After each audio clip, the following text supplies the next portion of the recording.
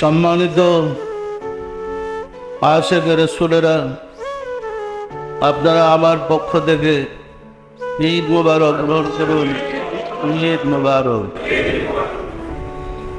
দীর্ঘ 1 বছর পরে আমাদের পাপ এবং গুনার কালিমাগুলোকে ধুয়ে মুছে পরিষ্কার করে দেওয়ার জন্যে মহান রব্বুল আলামিন মাহে রমজানুল মুবারক আমাদেরকে দান করেছিলেন।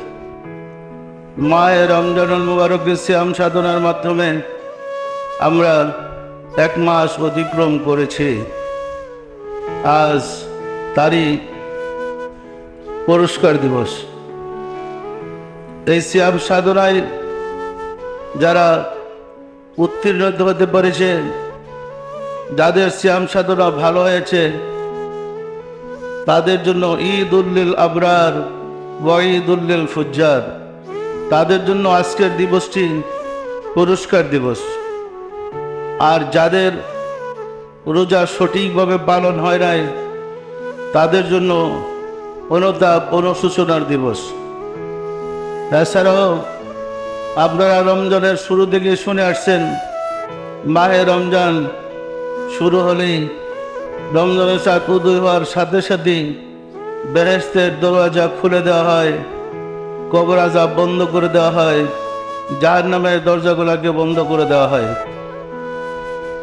সে বিধান অনুযায়ী সম্মানিত আশিক রাসূলেরা মাহে রমজানুল মুবারক সমাপ্তির পরে, শেষ হওয়ার পরে ঈদুল ফিতরের অনুষ্ঠানের মাধ্যমে সমস্ত কার্যক্রম সমাধান হয়ে যায়। অর্থাৎ যারা কবর আযাব থেকে মুক্ত ছিল, তারা আবার যার যার আযাবে পূর্বের কাজে নিয়োজিত হয়ে যাবে।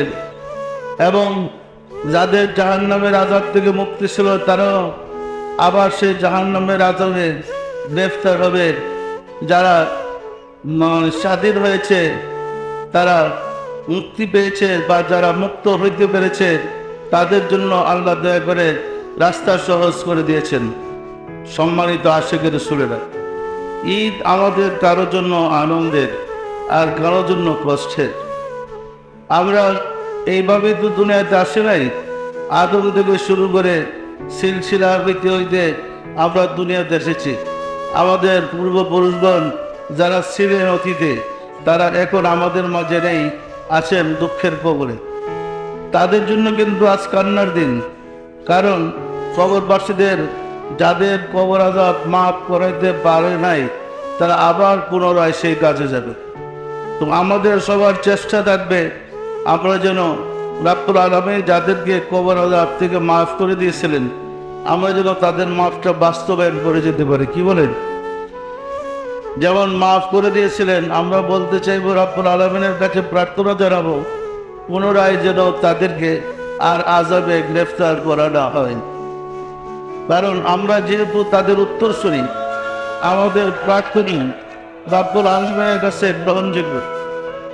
কবরবাসীদের জন্য যদি জীবন্ত ব্যক্তিরা দোয়া করে, রব্বুল আলামিন বলেন তাদের দোয়া আমি কবুল করি।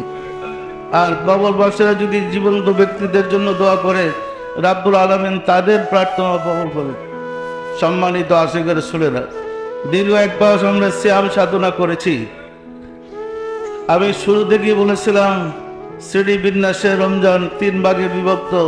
সাধারণ মানুষের রোজা, মধ্যম শ্রেণীর রোজা, উত্তম শ্রেণীর রোজা। উত্তম শ্রেণীর রোজা হচ্ছে যে আল্লাহর ওলিদের রোজা। মধ্যম শ্রেণীর রোজা পানাহার কামাচার পাপাচার থেকে বিরত থাকার রোজা। এবং সাধারণ মানুষের রোজা পানাহার কাপাচার থেকে বিরত থেকে যে রোজা পালন করা হয়। সম্মানিত আশিক রাসূলেরা, আমি বলেছিলাম যে সবাই হিসাব মিলে রোজাগুলা পালন করেন। যেমন প্রতিদিন ইফতারের সময় আজকে দিনের রোজাটা আপনার কেমন হলো, কত পার্সেন্ট কবুল হয়েছে খেয়াল করেন, দেখেন। আমি কিন্তু পরামর্শ আপনাদেরকে দিয়েছিলাম। এখন তো রমজান শেষ, কতটুকু কবুল করাইতে পারছি অথবা পারি নাই, সের ফল তো আমরা এখন ভোগ করব। তবে এই রমজানের যে শিক্ষা, আল্লাহতে পরিপূর্ণ আত্মসমর্পণ করার যে শিক্ষা, মনে রাখতে হবে, এই শিক্ষা আমাদের ধরে রাখতে হবে। রমজান আমাদেরকে যে উপহার দিয়ে গেছে, আদর্শ চরিত্রের অধিকারী হওয়ার উপহার, সেটাকে আমরা ধরে রেখে আমাদের বাকি জীবন অতিবাহিত করতে হবে। মনে রাখতে হবে রমজান মাস গিয়েছে, কিন্তু রহমত, মাগফিরাত ওয়া আখির ইতকুম মিনান নার, পরিত্রাণের মাস রমজান চলে গেল, এই জিনিসগুলো তো চলে যায় নাই। রাব্বুল আলামিন রমজানের মাধ্যমে আমাদের জন্য যে রহমত দান করেছিলেন, তিনি তো রহমত আর ফিরিয়ে দিবেন না। ক্ষমার যে দরজাটা খুলে দিয়েছেন, এটা তো তিনি ফিরিয়ে দিবেন না। এবং পরকালে নাজাত ও মুক্তির যে দরজা দান করেছিলেন, সেগুলো তো ফিরে নেবে না। আমরা চাইব আমাদের জীবনে ওই রহমত, মাগফিরাত এবং ক্ষমার জিনিসগুলো যেন ধরে রাখতে পারি। সবসময় যেন আমাদের প্রতি রমজানের রহমত, বরকত, মাগফিরাত এবং ক্ষমার যে দান করেছিলেন, সেটা যেন আমরা ধরে রাখতে পারি এবং আল্লাহর পক্ষ থেকে আমাদের উপরে সবসময় এই রহমত বর্ষিত